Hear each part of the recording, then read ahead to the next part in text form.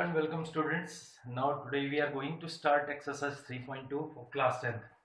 See, the first question is total student of class 10th took part in mathematics quiz. 10 students ने एक mathematics quiz में part लिया है.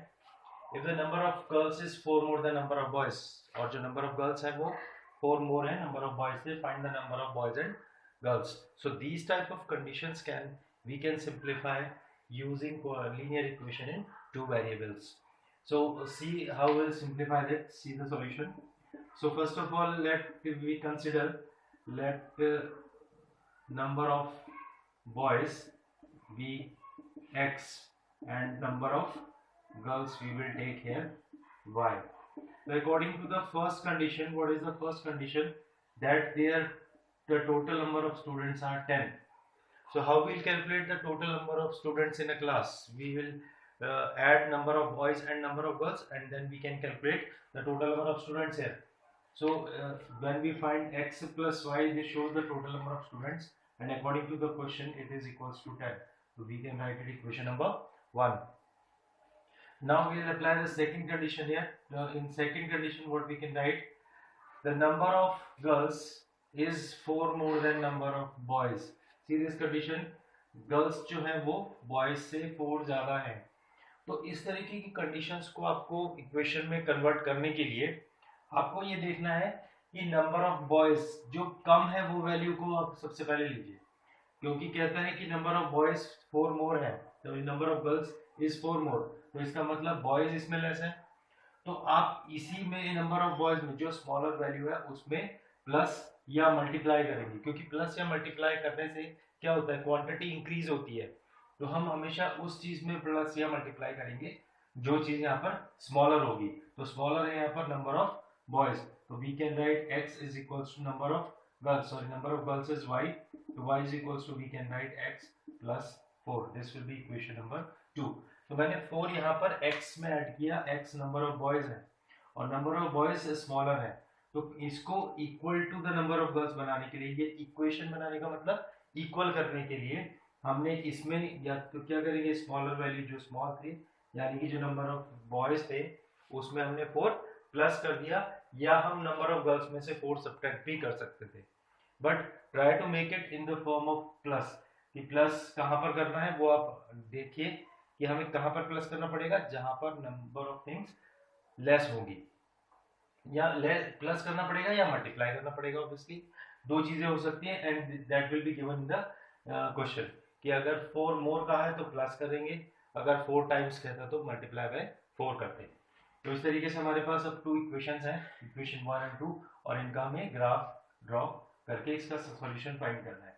तो first equation है हमारे पास है y is equals to 10 minus x, और अब हम यहाँ से एक टेबल बना करके कुछ पॉइंट्स निकालेंगे जैसे कि हमने प्रीवियस क्वेश्चंस में भी किया है. तो here I will put x, y x को पुट करना है, तो x को हम पुट कर लेते हैं 0. x को अगर आप 0 पुट करोगे तो 10 minus 0 what we get 10. So y की वैल्यू हमारे पास आ जाएगी 10.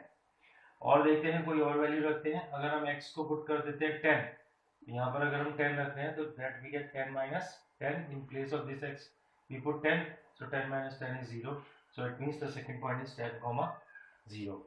तो अब देखिए यहाँ पर ग्राफ में इसको प्लॉट कर लेते हैं. यहाँ पर मैं एक रफली ग्राफ बना रहा हूँ, बट आप लोग इसको ग्राफ पेपर में प्रॉपर्ली ड्रॉ करोगे. तो यहाँ पर कुछ पॉइंट्स मैंने ले लिए, इनको 1 2 3 4 5 6 7 8 9 और 10 तक हमें लेना ही पड़ेगा, क्योंकि हमने ये पॉइंट 0, 10 और 10, 0 लिए. तो सिमिलरली है 1 2 3 4 5 6 7 8 9 एंड 10. तो देखिए सबसे पहला point 0, 10. 0, 10 we know, x axis में 0, y एक्सिस में 10, तो 0, 10 is on the y axis. This point is 0, 10. 10, 0, this point is lying on x axis, तो 10, 0 हमारा यहाँ पे होगा. तो अगर हम यहाँ से इसको ज्वाइन करते हुए एक लाइन ड्रॉ करेंगे तो ये हमारा फर्स्ट इक्वेशन की लाइन ड्रॉ हो जाती है. अब इसी तरीके से हमें ड्रॉ करनी है सेकेंड इक्वेशन के लिए लाइन. तो यहाँ पर देखिए सेकेंड इक्वेशन है y is equals to x plus 10. तो अब इसके लिए एक और टेबल हम कंस्ट्रक्ट कर लेते हैं. फिर अगेन हमें x की वैल्यूज पुट करके y फाइंड आउट करना है. तो सपोज हम यहाँ पर x को रख लेते हैं 0 अगेन, तो अगर आप x को 0 रखोगे तो हमारे पास आएगा 0 प्लस 4, दैट मीन्स 4, तो y की वैल्यू हमें मिल जाएगी 4। अब एक और वैल्यू फाइंड आउट करने की कोशिश करते हैं। तो x को अगर हम यहाँ पर रख रहे हैं सपोज सी -4, x को अगर हम -4 रखते हैं तो व्हाट वी गेट y, तो यहाँ पर देखिए y क्या आएगा -4 प्लस 4, व्हाट वी गेट 0। तो हम यहाँ पर ट्राई कर रहे हैं ऐसी वैल्यूज को फाइंड करने के लिए कि एक बार x 0 मिल जाए और एक बार y 0 मिल जाए। तो हमने देखा x को अगर हम -4 रखेंगे तो -4 प्लस 4 विल बिकम्स 0 हियर। तो ये टू हमारे पास पॉइंट्स आ गए और इसको मैं यहाँ पर रब करके अब इसको आगे ग्राफ में प्लॉट कर रहा हूँ। अब क्योंकि एक वैल्यू मैंने नेगेटिव ले ली है x की, तो हमें यहाँ पर भी एक पॉइंट चाहिए होगा 1 2 3 4 अप टू 4 तक हम ड्रॉ कर सकते हैं। This is -1 -2 -3 -4 -5। तो देखते हैं फर्स्ट पॉइंट लगाते हैं 0,4। तो 0,4 is lying on again y axis 1 2 3 4। तो 0,4 हमारे पास ये पॉइंट हो जाएगा। और if you plot -4,0 1 2 3 4, x axis में -4, y एक्सिस में 0। तो this is another line which we can make like this. You have to make it in a graph paper and using scales. So otherwise you will not get the proper answer. तो जहाँ पर ये इसका point of intersection आपको मिलेगा वही हमारा solution है और हमें ये पॉइंट सी क्या करने हैं ग्राफ में मार्क करने हैं। ठीक है, तो अब हम यहाँ से एक परपेंडिकुलर ड्रॉ कर देंगे यहाँ पर इसके ऊपर और एक परपेंडिकुलर हम यहाँ से y एक्सिस पे ड्रॉ करेंगे। ठीक है, तो जो हमारा आंसर हमें मिलेगा, तो आप इस पॉइंट को रीड कर सकते हैं, how much it is 3 and this how much is this one is 7। तो this point we can write 3,7। तो हमारा जो आंसर होगा वो 3,7 है। It means the value of x what we have 3 and value of y what we have 7। So these are x is number of boys. तो हमें कितने नंबर ऑफ बॉयज थे, बॉयज है हमारे पास 3 और गर्ल्स है हमारे पास 7। The number of girls are number second 5 pencil and 7 pen together cost ₹50, whereas 7 pencil and 5 pen together cost ₹46. So again we have to make the equation first of all to see the solution. We have to find out here what cost of one pencil and one pen. We will consider let cost of one pencil is equals to ₹x and cost of one pen is equals to ₹y. तो ये दो चीजें हमने consider कर ली, यही जो हमें find out करनी है। तो स्टार्ट करते हैं टू मेक द इक्वेशन। तो 7 पेन की कॉस्ट, सॉरी 5 पेंसिल्स की कॉस्ट, 5 पेंसिल्स की कॉस्ट कितनी हो जाएगी, वी कैन राइट 5x। अगर एक पेंसिल की कॉस्ट x रुपीज है तो 5 पेंसिल की कॉस्ट होगी 5x रुपीज। इस तरीके से अगर एक पेन की कॉस्ट y रुपीज है तो 7 पेन्स की कॉस्ट, तो 7 पेन की कॉस्ट हम क्या लिख सकते हैं 7y and there total that means 5x plus 7y। we will write according to the first condition where sum the total of this money is equals to ₹50. so this is equation number 1. I think you got it. अब इसी तरीके से second condition apply करेंगे तो second हमारे पास equation form हो जाएगी। Second condition apply करते हैं, 7 पेंसिल की कॉस्ट हम क्या राइट कर सकते हैं 7x प्लस 5 पेन्स की कॉस्ट अगर आप राइट करोगे it is 5y and it is equals to ₹46. These are the two equations we get. So one by one we will make the graph of these equations to find out the solution. So let's see. तो सबसे पहले हम first equation को simplify करते हैं। तो I am writing equation here 5x plus 7y is equals to 50, first one, and second one is 7x plus 5y is equals to 46, equation number 2. So let's see again we have to make a table for each value. तो सबसे पहले 7y equation number 1 को simplify कर रहे हैं। 7y is equals to 50 minus 5x और we can write y is equals to 50 minus 5x upon 7. So construct the table again like this. Put the value of x, find the value of y. At least two values we should find out. तो सबसे पहले जो value है हम x की put कर रहे हैं यहाँ पर 10। तो 10 रखने से ऐसा क्यों कर रहे हैं, देखिए 50 minus 5 into 10 we get 50 again upon 7. So that is 0 by 7 we get 0. तो first value we are trying to find out wherever we are getting the value 0. तो अगर नहीं भी मिलते हैं तो आप कोई भी और पॉइंट्स ऐसे ले सकते हैं, कोई ज़रूरी नहीं है कि हमें 0 ही बनाना है, बट आपको उनको प्लॉट करना आना चाहिए. तो try to put the values of x such that कि हमें डेसिमल में वैल्यूज कम से कम मिले, ताकि हमें प्लॉटिंग में पॉइंट्स को प्लॉट करने में इजी हो जाए. तो अब सेकंड वैल्यू एक और रखते हैं. तो first another value which we can write here, value of x we are putting 3.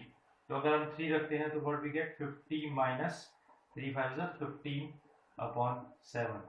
तो 50 minus 15 is 35 upon 7 we get 5. तो हमने 3 इसीलिए रखा क्योंकि एक पूरी प्रॉपर वैल्यू हमें यहाँ पर मिल रही थी. तो अब हमारे पास ये 2 पॉइंट्स आ गए हैं, इन दोनों पॉइंट्स को हम इसमें मार्क कर लेते हैं.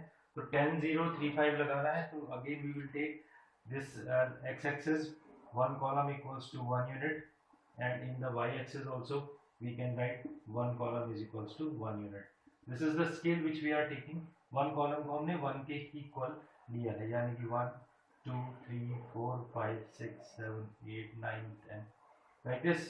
1 2 3 4 5 6 7 8 9 and 10.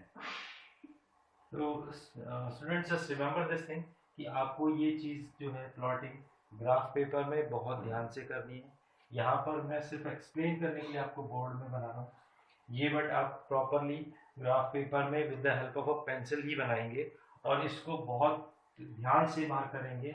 Each and every point should be at the proper place, otherwise आपके आंसर में बहुत बड़े चेंजेस इसमें आ सकते हैं. तो देखते हैं आगे बढ़ते हैं.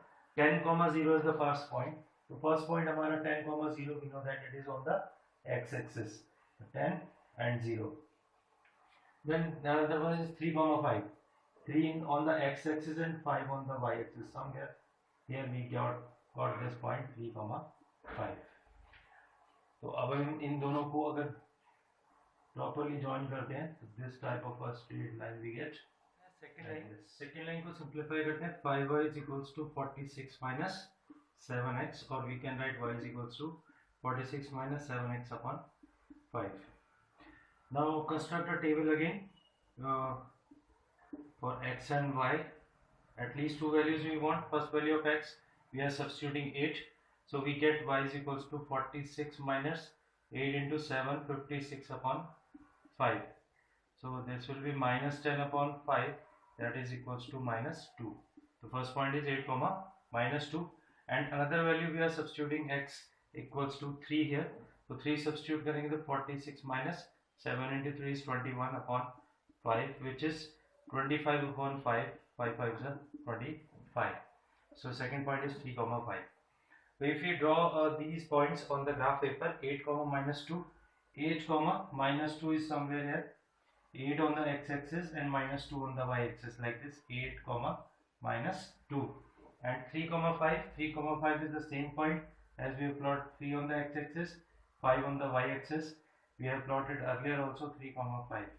So if you join these 2 points, so we get this type of a line.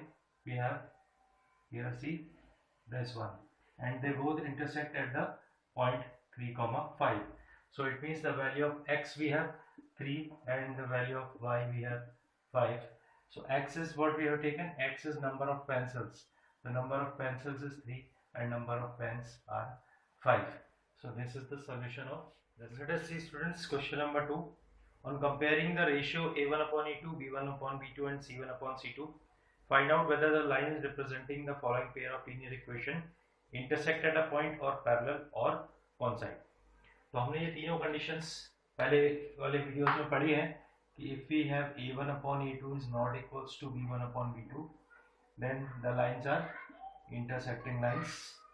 If we got a1 upon a2 is equals to b1 upon b2 is equals to c1 upon c2, then the lines coincides and we are having many solution of this equation. If we got a1 upon a2 is equals to b1 upon b2 but not equals to c1 upon c2, in that case we get a parallel line and which shows no solution.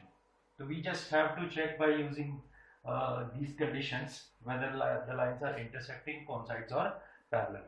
So just start the question. First part करते हैं. देखिए If you write a1 upon a2, a1 upon a2 we know that the coefficient of x, so we write 5 by 7, this is a1 upon a2. हम right कर लेते हैं a1 upon a2 की value है 5 by 7. b1 upon b2 is minus 4 upon 6, that we can cancel out, minus 2 by 3. So in this one the first condition is satisfied that a1 upon a2 is not equals to b1 upon b2. तो अगर हमारे पास first condition satisfied हो रही है तो हम right कर सकते हैं कि this line is a intersecting line. अब बात करते हैं सेकंड क्वेश्चन, सेकंड पार्ट की. तो सेकंड पार्ट में हमारे पास जो a1 upon a2 आएगा, that is a1 upon a2 is 9 upon 18. We write 1 by 2. 9 1 by 2 we can cancel out. b1 upon b2 if we write, that is 3 upon 6, that is again 1 by 2. And if we write c1 upon c2, that is 12 upon 24, which is again 1 by 2. So all three values are equal. So which condition is satisfied? I think second one, a1 upon a2, b1 upon b2 and c1 upon c2, all three are equal. So it means the second condition, that means the lines, these two lines are coinciding lines and gives infinite many solution. So in the same way we compare the third one, that will be a1 upon a2 is 6 by 2, we can write 3 upon 1. b1 upon b2 if we write b1 by b2, we have minus 3 upon minus 1. Coefficient of y here minus 1 we have, so we can again write it as 3 upon 1. But c1 upon c2 is not equal, that is 10 upon 9. So here the third condition is satisfied, so this will gives a parallel line as a solution. So आइए students discuss करते हैं question number third, exercise 3.2. On comparing the ratio a1 upon a2, b1 upon b2 and c1 upon c2, find out whether the following pair of linear equations are consistent or inconsistent. तो consistent और inconsistent की जब हमने बात की थी तो हमने कहा था कि जब हमारे पास लाइन इंटरसेक्टिंग होती है या फिर हमारे पास दूसरे वाली कॉन्साइडिंग होती है, ठीक है, इंटरसेक्टिंग लाइंस हो, कॉन्साइडिंग लाइंस हो, इन दो केसेस में हमारे पास कंसिस्टेंट की कंडीशन आती है.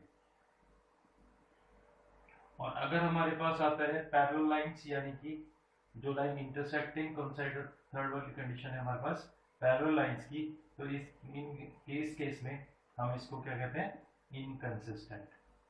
कंसिस्टेंट का मतलब है बेसिकली जहां पर सॉल्यूशन आ रहा है, चाहे वो एक सॉल्यूशन हो चाहे वो इनफाइनाइट मैनी सॉल्यूशन हो. तो ये दो केसेस हैं जहां पर सॉल्यूशन आते हैं और वहां पर इक्वेशन कंसिस्टेंट होती है, और पैरेलल के केस में जो इक्वेशंस होंगी वो इनकंसिस्टेंट होंगी, यानी कि जिनका सॉल्यूशन नहीं आना होगा. तो let us check one by one. तो फिर से वही सेम कंडीशंस को हमें लेना है, a1 upon a2, b1 upon b2 and c1 upon c2 for all the equations. तो फर्स्ट इक्वेशन की बात करते हैं पहले. see this is 3 upon 2, a1 और a2 x के कोफिशिएंट 3 और 2 है, और यहाँ पर 2 और माइनस 3 है. तो this is the first condition, a1 upon a2 is not equals to b1 upon b2. तो इंटरसेक्टिंग लाइंस की कंडीशन आ गई. इंटरसेक्टिंग लाइंस में मतलब हो गया कंसिस्टेंट. तो this is these equations are consistent. So in the same way we have to check the another parts. The second part की बात करते हैं. We have 2 upon 4. See this 2 and 4. Here a1 upon a2, we can write it 1 by 2. If we write b1 upon b2, here we have minus 3 and coefficient of y is here is minus 6. So again it is 1 by 2. We can cut it, you know very well. But here it is c1 upon c2 is 8 upon 9. So the condition is a1 upon a2 is equals to b1 upon b2 but not equals to c1 upon c2, which is the condition for the lines to be parallel. We have studied this just now. तो parallel की condition है और इसका मतलब यहाँ पर क्या आएगा, इनकंसिस्टेंट. तो equations are inconsistent. Let us discuss the third one now. इसी तरीके से अदर पार्ट्स भी हमें कर रहे हैं. थर्ड वन में ध्यान से देखिए, ये फ्रैक्शंस में दिया है तो कोई इशू नहीं है. 3/2 अपॉन 9 वी विल राइट. अब इसको सिंपलीफाई कैसे करेंगे, तो वी कैन राइट 1, तो 3 into 1 upon 2 into 9. So 3 3 the 9, we can cancel it. The ratio is 1/9. 6. Similarly, v1 upon v2, v1 is 5 by 3. See the coefficient of y, and here we have minus 10 upon 1 अगर हम write कर लेंगे तो 5 into 1 upon 3 into minus 10, 5 2 जा 10, we get minus 1 upon 6. तो यहाँ पर sign different है, भारत के न्यूमेरिकल वैल्यूज आप देख रहे हो कि सेम है, बट साइन इज डिफरेंट. तो condition is this one, a1 upon a2 is not equals to v1 upon v2, और इसका इंटरसेक्टिंग लाइंस का केस बन रहा है. इसका मतलब फिर से हमारा सॉल्यूशन कंसिस्टेंट इक्वेशंस होंगी. फोर्थ पार्ट आ जाइए, फटाफट कर लेते हैं, थोड़ा स्पीड से कर लेते हैं. Fourth part is 5 upon minus 10 which is minus 1 upon 2, then minus 3 upon 6 we have in this fourth part, and which is again minus 1 by 2, or 11 upon minus 22, so this is again minus 1 by 2. तो यहाँ पर a1 upon a2 equals to v1 upon v2 equals to c1 upon c2 case है. तो all three equations are equal, ratios are equal, it means it is a line. These lines are which type of lines? Coinciding lines, and coinciding lines are infinite many solution, so we can write they are consistent. I think आप सभी लोगों को समझ में ये properly आ रहा होगा, कोई इसमें ऐसे कंफ्यूजन की बात नहीं है, बहुत आराम से इजीली इसको कर सकते हैं. तो आइए डिस्कस करते हैं next part. Fifth one is left now. 4 by 3 upon we have 2. तो इस फिर से आप इसके नीचे 1 कर लीजिए, 4 into 1 and 2 into 3, जितना भी सिंप्लीफाई हो सकता है उतना इस रेशियो को सॉल्व कर लेंगे, तो रेशियो वी गेट 2 by 3. अब नेक्स्ट वाला राइट करते हैं. This is already 2 by 3. See v1 and v2 2 ratio 3 है, और अगर हम 8 by 12 c1 upon c2 right करते हैं तो 4 2 जाए 4 3 जाए 12, 2 by 3. तो all are equal again. a1 upon a2 equals to v1 upon v2 equals to c1 upon c2. a1 upon a2 is equals to v1 upon v2 is equals to c1 upon c2. So this is the case when the lines coincide each other, and again it is a consistent condition.